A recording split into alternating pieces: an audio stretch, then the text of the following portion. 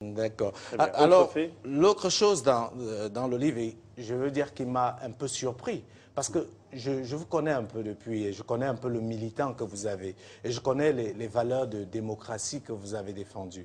Je ne vais pas dire que ça m'a gêné, parce que ce sera un jugement de valeur, mais c'est l'hommage rendu à Blaise Compaoré. Je suis un peu surpris. Vous savez quand même qui est Blaise Compaoré.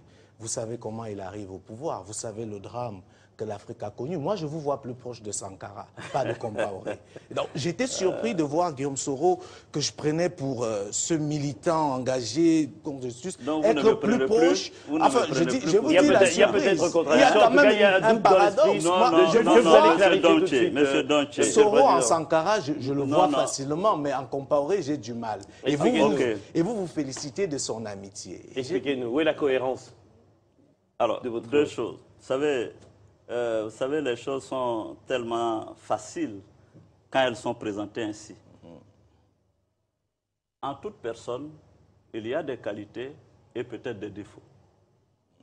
OK?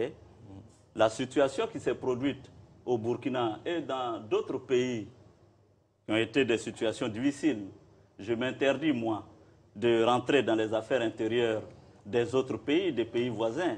Je me contente de parler de ce qui est de la Côte d'Ivoire.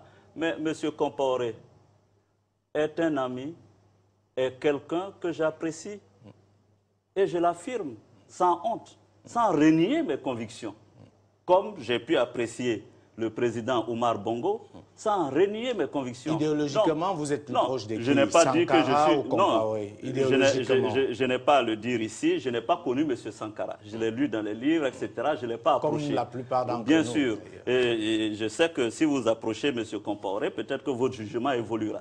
Ce que je suis en train de dire, entre les convictions idéologiques propres qui sont les convictions que j'ai endossées, que j'ai embrassées, pour lesquelles je me suis battu dans mon pays, et ma rencontre avec M. Compaoré, avec qui j'ai échangé, et que j'ai trouvé M. Compaoré a aussi l'esprit révolutionnaire. N'oubliez pas non plus que c'est M. Compaoré qui fait le coup d'État, qui amène Sankara au pouvoir, qui était en prison. Donc, la générosité de ce révolutionnaire qui fait le coup d'État, qui va chercher son aîné de 2 ans, Sankara, qu'il met au pouvoir. Donc, vous n'allez pas aussi renier ce fait-là.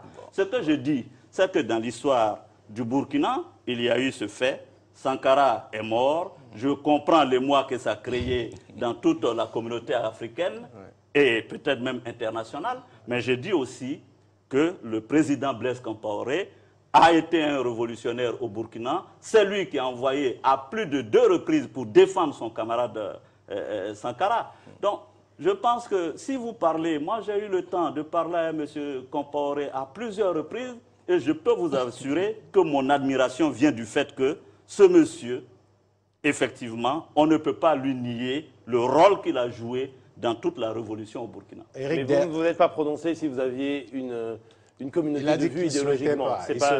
Monsieur Compaoré est mon grand frère que j'apprécie, je l'assume et voilà. Alors, dernier point chaud.